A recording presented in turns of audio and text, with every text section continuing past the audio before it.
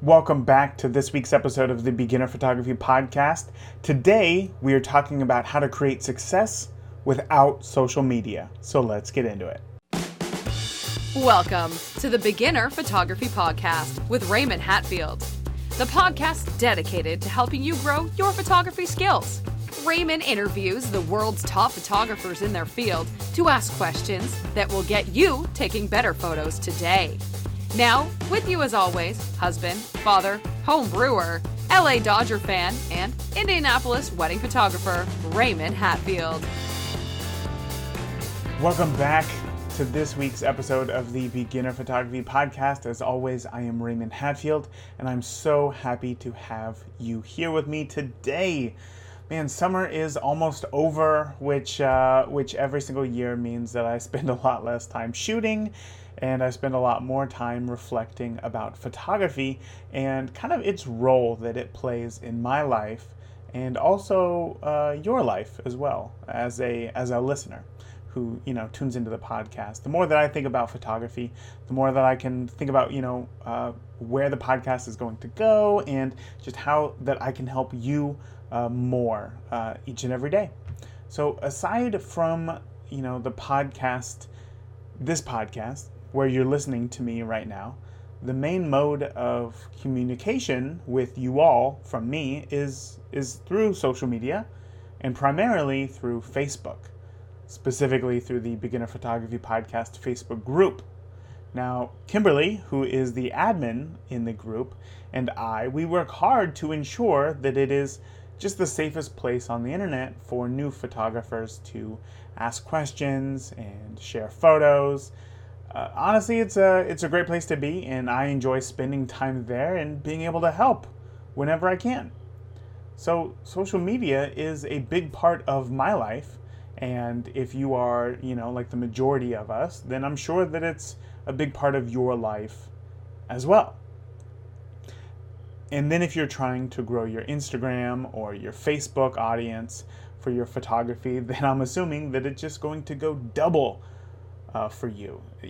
It's easy to spend a lot of time on social media. We're all there. So earlier this week, Kimberly asked in the premium members Facebook group, she said, "Do you need social media to be a successful photographer?" And that's really a big question. So, you really got to think about where that question's coming from.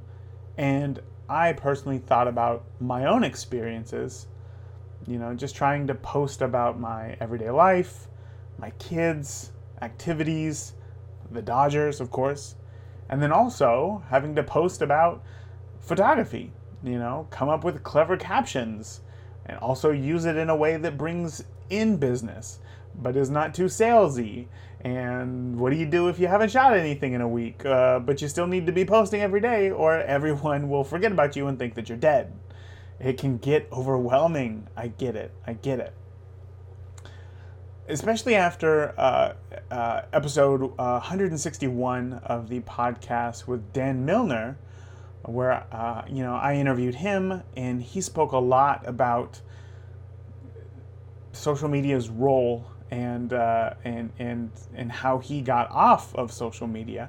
But it makes us think about a lot of internal questions that we have in the role that social media plays, to us as a photographer. I saw a lot of questions pop up again in the Beginner Photography Podcast Facebook group. So it's clearly important to a lot of people. But I think that, one thing that I found was that a lot of people didn't want to get rid of social media as you're on it every day. It's just that it can get overwhelming, right? So in that interview with Dan, I shared the story of how Canon, like the camera manufacturer Canon, they dropped a photographer from shooting a national ad campaign because she did not have 50,000 Instagram followers. So to say that social media is important is kind of an understatement in these types of situations, as I feel like that should, Canon of all companies should not be thinking about how many followers somebody has, but they should be thinking about the creative process and the creative that photographer can make for Canon. Not simply, we don't care what she makes as long as she has 50,000 followers, we're good. But that's not the question. The question was, do you need to keep up with social media to be successful? That was the question that Kimberly asked. So I thought about this a lot, and unfortunately, it's not a yes or a no answer. It's a lot more black and white than that.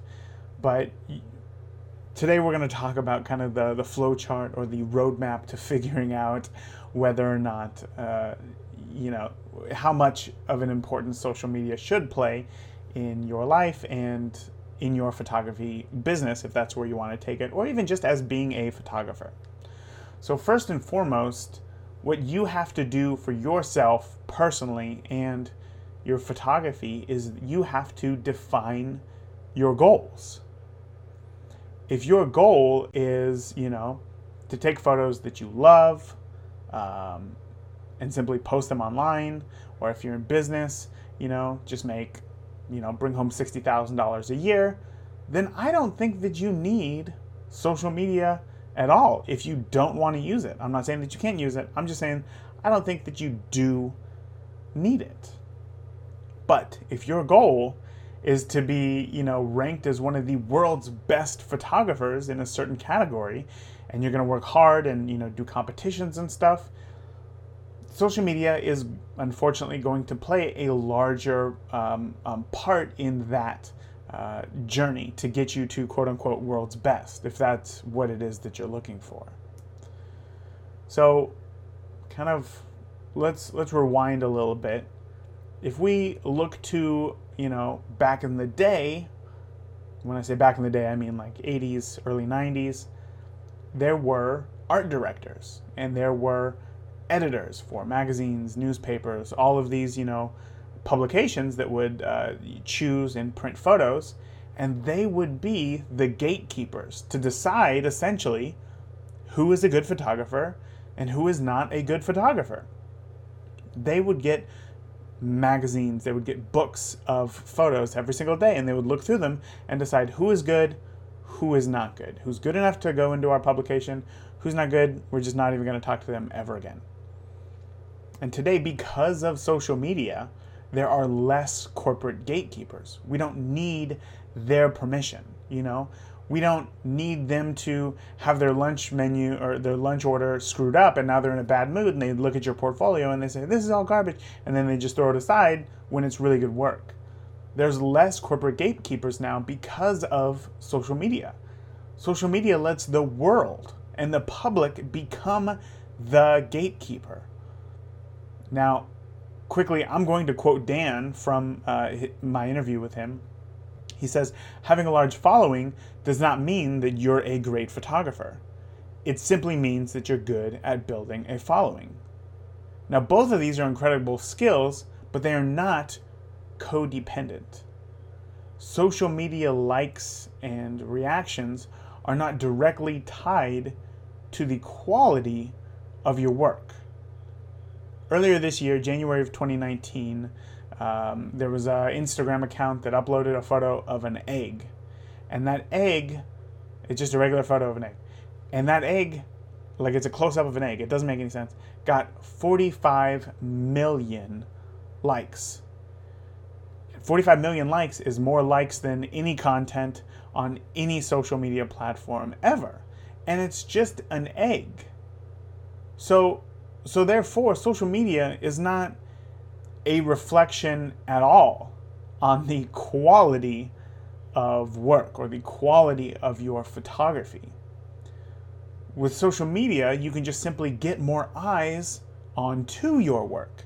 And then more people can, decide whether or not they like it and give you their attention. So is more attention or more eyes on your work important? You bet. It is absolutely it is absolutely important to get people to see your work and get that attention. But is it the most important thing? It's not. It's not the most important thing at all. So how can you possibly make it as a photographer in a world without using social media? I believe that to make it, you really need to have a strong personal network. And it's easy for people to forget that before social media, photographers needed other ways of booking jobs. And it wasn't always just the yellow pages. I feel like whenever you hear about, photographers in the old days, they're like, you just name your photography company A1 Photography and you were at the top of the photographers in the yellow pages and you just got all the work that you ever needed. But that wasn't always the case. It wasn't just the yellow pages. You had to actually put yourself into the community to meet with people. And then if you could help them out in any way, then you would. And that reciprocity of being in your community and being a helpful member of society would book you gigs. It's that know, like, and trust factor. If there's somebody that you know and you like them and you trust them, you're going to want to help them out. And if you know that they're a photographer, you're either going to use them as your photographer or you're going to recommend them to anybody else looking for a photographer. Now, I say this about, the yellow pages and whatnot as if I was there, which I wasn't. But let me share this story with you that I have seen firsthand. When I first graduated from film school, one of my roommates was working quite often. And this was in an industry where, because of union strikes, there just wasn't much work. And he was working on some pretty big budget stuff. He was working on a lot of, TV shows. He was working on a lot of films. And these are TV shows and films that I guarantee you know of or have seen. And he was working because, I didn't realize this at the time, but now looking back, hindsight's always 20/20, they say. I know this because he was working, because he built a personal network and simply focused on a few key relationships. The 5 people who he formed relationships with booked him 3 out of 4 weeks a month from just 5 people. Now that kept earning him enough to do what it was that he loved and to stay in LA where, we lived, and it was very expensive to do that. And just for context, he never went to film school. He didn't go to film school with me. He wasn't never formally educated. He just moved down there and started working, which infuriated me because I was not getting work. Now, he was not being hired for his knowledge. He was being hired because people knew, liked, and trusted him. Just 5 people, Could you text 5 people every day? Could you think about 5 people that you send memes to every day? You can do the exact same thing. You can use that and you can find 5 people in your industry who you can support and who can support you. If you are a wedding photographer, you can easily build a network of 5 other wedding vendors and promote and build relationships with them. If you are a family photographer, you can partner with pediatricians. Kids have got to go to the doctor. Partner up with a pediatrician. You can partner up with, local kids, toys or clothing stores. And then you can even think about third-party marketing ideas where you set up a monthly giveaway, maybe for a free shoot or a print credit. And you give this away to, set this up with a vendor where your ideal families already go, and then they can fill out a form, and then they can, give you their information to enter. Think about, ice cream shops. Kids love going to go get ice cream with their parents. That's a perfect place to be like, hey, I'm looking, drop in your information for a, free family shoot. You could win a free family shoot or a $200 print credit for a family shoot.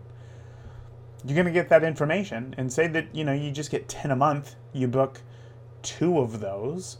You do that for 4 other vendors. That's 8 shoots a month. I mean, you could build that. And that's no social media needed. And then it, would grow from there.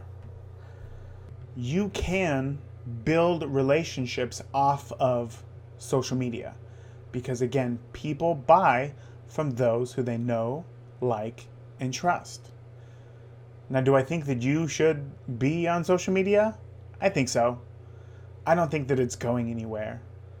And in fact, I talk about its importance in my marketing section of my free ebook, The 6-Step Photography Business Plan, which if you haven't signed up and downloaded it, you can just click the link in the show notes of this episode right here by swiping up on your podcast player, or head over to the resources page on the beginnerphotographypodcast.com, sign up, and I'll send it over right away. But when you focus your attention on personal relationships, then you feel the overwhelm, in your life with optimizing every piece of content that you make, which typically goes into, building out this social media plan or whatever. You can feel it go away. That overwhelm, you essentially get rid of it because you're focusing all your attention on these personal relationships and less on social media and making everything perfect. And I personally find that crafting a social media strategy is rough. It takes a lot of mental energy, and it takes a lot of preparation and planning and, actually creating the content to go out. But do I still do it? Yes, I do. Why? Because again, I think that social media is important enough for me to spend time there, just not all of my time. And this brings me to my last and my most actionable point, which is that you don't need to choose one or the other. You don't need to go all in on social media by, coming up with this huge, year-long plan and breaking it up into buckets and figuring out exact times that everything needs to be scheduled and getting lighting right for every photo and asking the right questions and, purchasing help like through captions and whatever. You don't need to only choose that or no social media at all. You don't need to choose one or the other. Now, if you are like me and get sucked into Facebook or Instagram every time that you log in and you want to minimize your time spent on these platforms, luckily there are some tools that you can use just to, they do just that. They will automatically schedule your posts and they just make your life easier. Because honestly, there can be both. There is room for both. Like I said, you don't have to pick one or the other. You can do both, depending on whatever your strategy, whatever your definition of success is and which path it is that you want to take. So right now I'm going to share the strategy that I use when coming up with, a month's worth of social media content in only about an hour. So the strategy that I use is when I'm in Lightroom editing photos, I flag my favorite 2, 3, maybe 4 photos from every engagement session, and then probably 10 to 12 photos from a wedding. And then I take those photos and then I export them specifically for social media. So 2000 pixels on the long edge and then just 70% quality to make sure that the files are nice and small, can get uploaded quickly, and can be viewed very quickly as well. Now those photos get exported into a social media bucket folder on my hard drive. And now this folder is just full of photos that I would be happy to share on social media, that have something that maybe I could say about it, and are just ready to go. You can just pull it at a moment's notice. Then you can sign up for a social media scheduling app like I think it's Planoly or Hootsuite. I probably totally butchered that name. Now they both have free versions, and I've been using the free version because they're honestly more than what you need to get started and will last you for a long time. So personally, I use Planoly, and that is just because it's a little bit more visually appealing, and I like the way that it looks when you go to upload your photos and then schedule them. You could upload more than one photo at a time. So the links to both of those will be in the show notes as well. So again, just swipe up, you'll see all the resources right there. You can click the links. So Then the first of the month, so it was just the 1st of October, what I do is that I upload an entire, like I go through that folder, the social media bucket folder, and then I just pick, I typically just upload Monday through Saturday. I don't really post anything on Sunday. So you pick 6 photos a week times, however many, let's just say 30. You find 30 photos, and then you upload them all. And then you just go through, you come up with a quick comment. You can add hashtags if you want, and then you simply just schedule out the posts to go out automatically. Because the cool thing with is that you can click a button and it will, I think it says that you just like post at the best time or whatever. So obviously they have a lot of information on social media, when people are on social media, the best times to get the most amount of engagement. And if you really want to make this super easy and you don't even care about, when it gets posted, just click that button and then it's taken care of for you. So that saves me a lot of time. And now suddenly in 1 hour, you've made an entire month's worth of social media posts. Now, if you are more focused on building those personal relationships with others in your industry, then here's a bonus. You don't need to worry one bit about your captions. And I know that's something that, I get stuck on because if you're focused on building those personal relationships, then your social media is pretty much just simply to remind people that you're still alive and that you're still shooting and that you're in business and, share cool new photos that you've taken.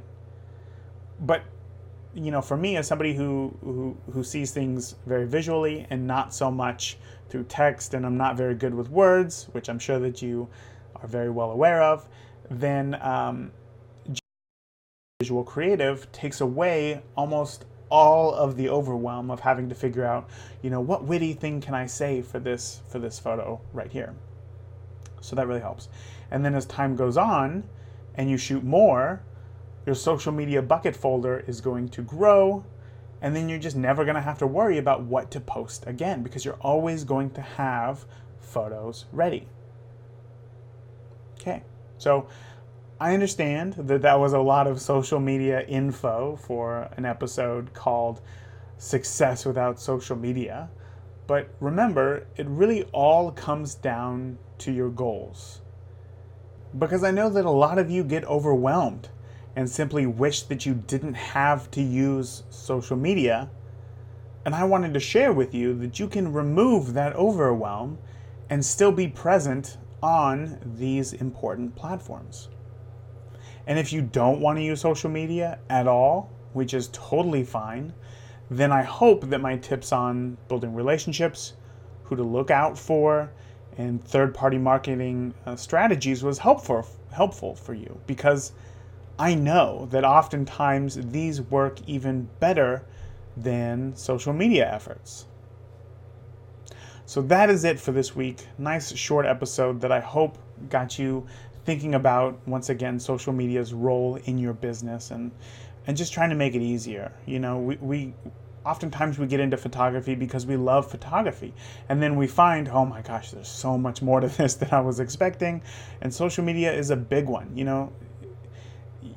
You oftentimes feel like you can't not be on social media. You can't not be on social media, right? So then you have to come up with optimizing everything, and that is so overwhelming when all that you want to do is just take photos. So I want you to share your biggest takeaway from this episode this week in the Beginner Photography Podcast Facebook group. And if you're not part of it, just search for Facebook or just search Facebook for Beginner Photography Podcast, and then or you could just click the link in the show notes of this episode. But again, I really hope that this was helpful and shed some insight and helped reduce the overwhelm that you are feeling. So that is it. Until next week, I want you to get out. I want you to keep shooting.